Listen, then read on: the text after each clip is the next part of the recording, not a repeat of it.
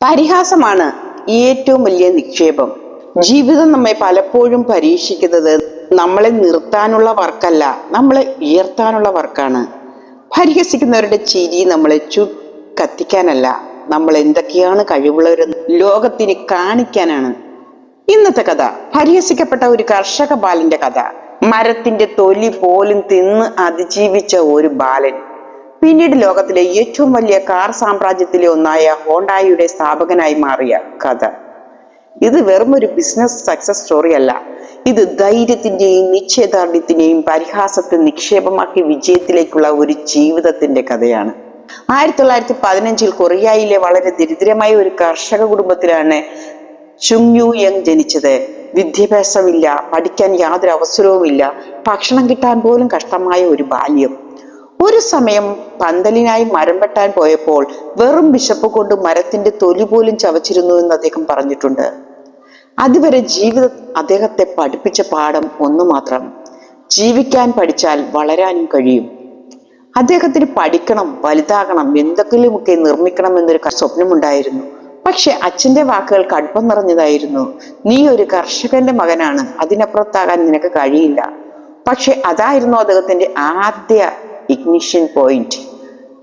തളരാതെ വഴിമാറാതെ അച്ഛന്റെ പശുവിനെ വിറ്റ് കിട്ടിയ പണവുമായി 16-ാം വയസ്സിൽ ഒരാൾക്കറിയാതെ അദ്ദേഹം സോൾ നഗരത്തിലേക്ക് ഒളിച്ചോടി. ഭക്ഷണം കിട്ടാൻ പോലും പണിയെടുക്കേണ്ടി വന്ന ദിവസം, ഹോട്ടലുകളിൽ ചെറിയ ജോലികൾ, റോഡുകളിൽ കൂലിവേലി, തുടർച്ചയായ കഷ്ടപ്പാട്. പക്ഷെ അദ്ദേഹത്തിന് ഒരു അത്ഭുതകരമായ ഗുണമുണ്ടായിരുന്നു: പഠിക്കാൻ താല്പര്യം, വളരാൻ ധൈര്യം. ഒരു ദിവസം ആരോ ഒരു ബ്രേക്ക് ഡൗൺ ആകുന്ന ട്രക്ക് കണ്ടു നിർത്തി. കാർ എങ്ങനെ റിപ്പയർ ചെയ്യണം, എങ്ങനെ മെഷീൻ വർക്ക് ചെയ്യുന്നു, ചുങ് അതെല്ലാം ശ്രദ്ധിച്ചു നോക്കി. അദ്ദേഹം മനസ്സിലാക്കി, ഭാവി ഈ മെക്കാനിക്കൽ ലോകത്തിലാണ്. യുദ്ധാനന്തരം കൊറിയ പാതാളത്തിൽ പതിച്ചു. റോഡില്ല, പാലങ്ങളില്ല, കെട്ടിടങ്ങളില്ല. 1946 അദ്ദേഹം ഒരു ചെറിയ കൺസ്ട്രക്ഷൻ യൂണിറ്റ് തുടങ്ങി, ഹോണ്ടായി എഞ്ചിനീയറിംഗ് ആൻഡ് കൺസ്ട്രക്ഷൻ. നൂറുകണക്കിന് റോഡുകളും പാലങ്ങളും തുറമുഖങ്ങളും കൊറിയയുടെ പുനർനിർമ്മാണത്തിൽ ഹോണ്ടായി വഹിച്ച പങ്ക് അത്ഭുതകരമായിരുന്നു. രാജ്യം ഉയർന്നു. അപ്പോൾ ചുങ് ഒരു സ്വപ്നം പ്രഖ്യാപിച്ചു: കൊറിയയ്ക്ക് സ്വന്തം കാർ വേണം. അദ്ദേഹം അത് പറഞ്ഞപ്പോൾ എല്ലാവരും ചിരിച്ചു. നീ കൺസ്ട്രക്ഷൻ വർക്കറാണ്, കാർ നിർമ്മിക്കുന്നത് ജപ്പാനാണ്, അമേരിക്കയാണ്, കൊറിയ ഇതിൽ കാൽവയ്ക്കാൻ പാടില്ല. എന്നാൽ ചുങ് പറഞ്ഞു, എന്താണ് അസാധ്യം? ശ്രമിക്കാത്തതാണ് അസാധ്യം. 1975 കൊറിയയിലെ ആദ്യത്തെ കാർ പുറത്തിറങ്ങി, ഹോണ്ടായി പോനി. അത് കൊറിയയുടെ ഇൻഡസ്ട്രിയൽ ഹിസ്റ്ററിയിലെ ടേണിംഗ് പോയിന്റ് ആയിരുന്നു. ഹോണ്ടായി US മാർക്കറ്റിലേക്ക് 1986 എക്സൽ എന്ന മോഡൽ ഇറക്കി. വ്യാപകമായി വിറ്റെങ്കിലും ഗുണനിലവാരമില്ലെന്ന് പറഞ്ഞ് അമേരിക്കൻ മാധ്യമങ്ങൾ വിമർശിച്ചു. അവഹേളനവും പരിഹാസവും വീണ്ടും.